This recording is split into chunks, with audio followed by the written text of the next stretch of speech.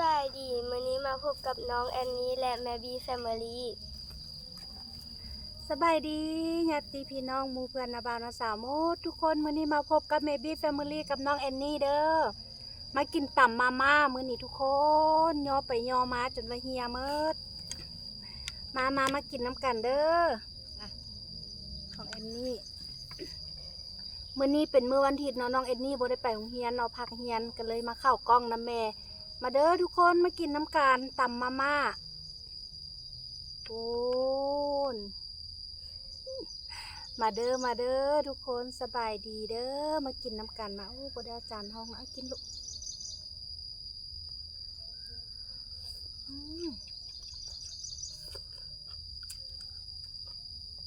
ตำมาม่าใส่กะหล่ำใส่หมักถั่วยาวมาเด้อกินน้ำกันมากินอยู่หน้าบ้านเด้อทุกคนมาเนี่ยฟ้ากันเดี๋ยวขึ้นเดี๋ยวแดดอยู่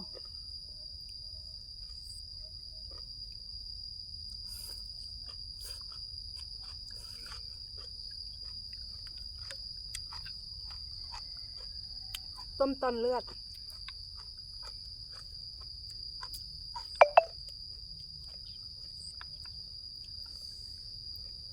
ตอนเลือดตอนใหญ่ๆมากินกับน้องแอนนี่เด้อ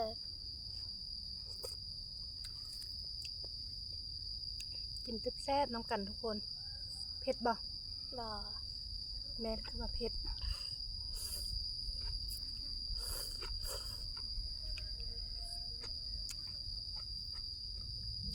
ต้มเลือดร้อนๆเดี๋ยว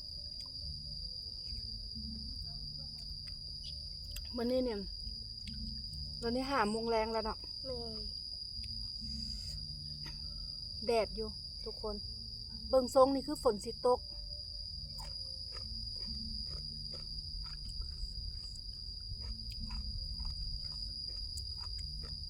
บ่ได้เฮ็ดคลิปหลายมื้อแล้วเนาะทุกคนเนาะบ่ได้เอาคลิปลงหลายมื้อแล้วเด้อ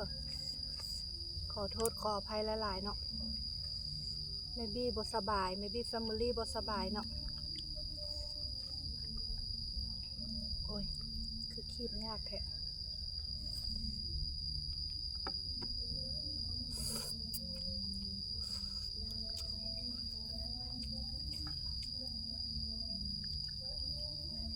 เลือดยังฮ้อนๆเด้งเพลงเขาสิบ่เข้าบ่เนาะ ๆนั่น เจ้าห้องเพลงสิบ่เข้าในคลิปบ่เนาะ ข้างหลังของน้องแอนนี่ก็จะเป็นต้นมะม่วงเนาะมะม่วงเป็นมะม่วงโลเด้อ บ่ทุกคนต้นบกม่วงทางหลังเบบี้ทางหลังน้องเอ็นนี่ต้นบกม่วงทางนั้นเนาะต้นบกม่วงหน่วยใหญ่บกม่วงโลฟ้าห้องแล้วทุกคน แม่นฝนใกล้สิตกแล้ว ฝนใกล้สิตกแล้วเด้อทุกคนเด้อผู้ใดเฮ็ดให้เฮ็ดนาก็สิดีมุกดีใจแล้วเนาะ แม่น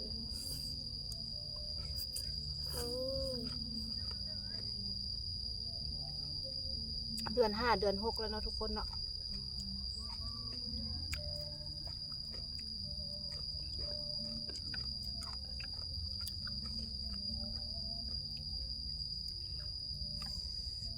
คำใหญ่ๆรถ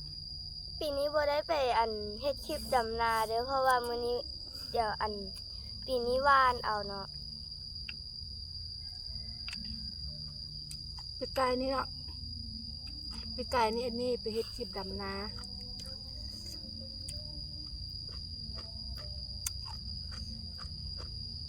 ปีนี้น้องเอ็นนี่บ่ได้ไปดำนาแล้วทุกคน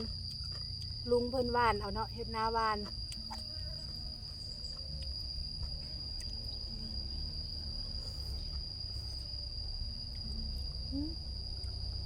รถมากินอยู่แคมทางเด้อทุกคน ถ้าน้องแอนนี่ก็จะเป็น2เบื้องซ้ายขวานี่ก็จะเป็นหนทางเด้อมันก็บ่แปลกที่จะมีเสียงรถก็ต้องขอโทษขออภัยนะเด้อ น้องเอ็นนี่เราเก่งแล้วทุกคน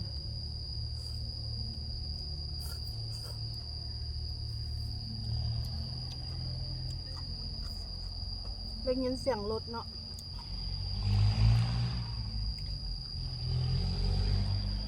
ได้ยินบ่ทุกคนเสียงรถเนาะมีเสียงรถดังก็ขอโทษขออภัยเด้อทุกคนเด้ออยู่ใกล้แคมทาง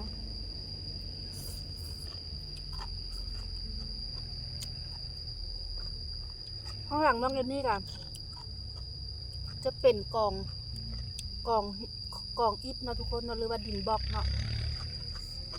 เอาไว้เฮ็ดกำแพงเนาะไว้เฮ็ดหัว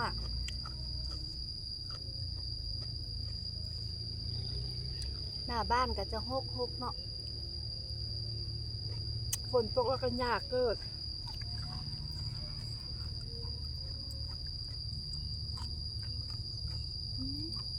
เรากินลูกฝนที่ตกละ เลย ฟ้าห้องหึมๆแล้วทุกคน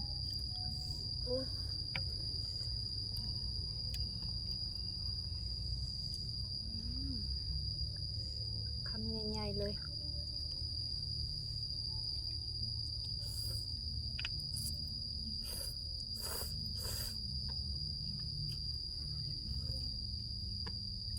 อืม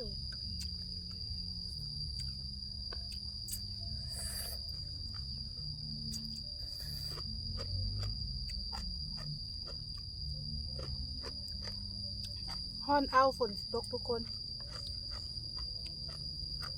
มากินน้ำกันเด้อ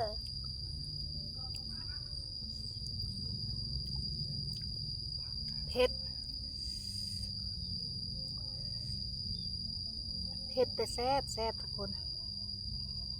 รสชาติก็สิส้มนัวคือเก่าเนาะแต่ก็แซ่บ อืม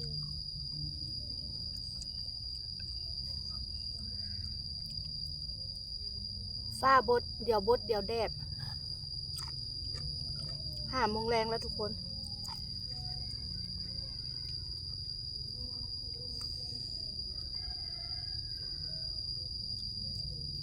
ต้มเลือดกับฮ้อนๆอยู่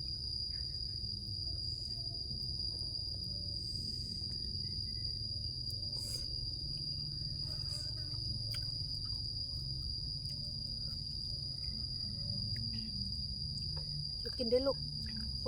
ฝนลิ้นละเนี่ย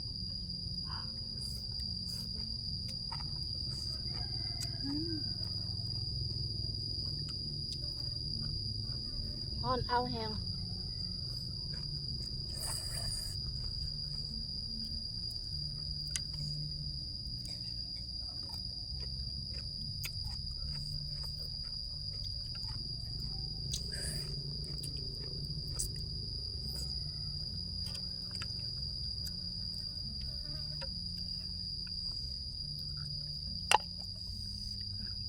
ใส่เลย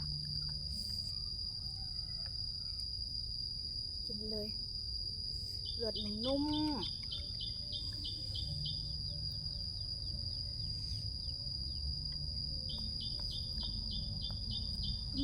ฮ้อน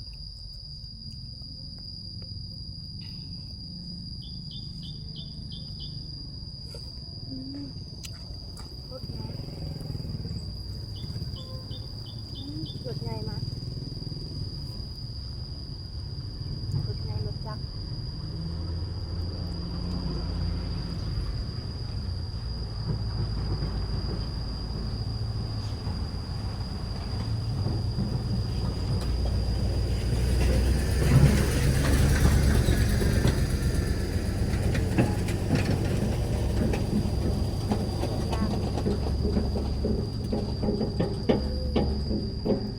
และนุ่มๆเด้ง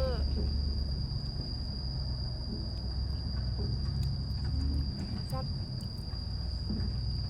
ต้มเลือดกันนวลๆเนาะ ๆแม่ แซ่บ อันนี้ต้มเองเด้อบ่ได้ซื้อ เลือดต้มเองเนาะ แล้วน้องอันนี้ก็จะอยู่ใกล้ทางรถไฟเลยเด้อก็ต้องขอโทษนำที่จะได้ยินเสียงรถไฟ ทุกคนได้ยินบ่เสียงรถไฟทุกคน เสียงรถไฟบีบแก่กิ๊กกิ๊ก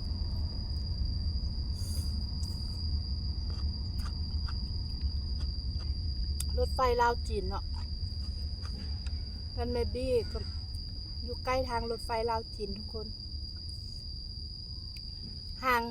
ห่างจากทางรถไฟลาวจีนประมาณ100 เมตร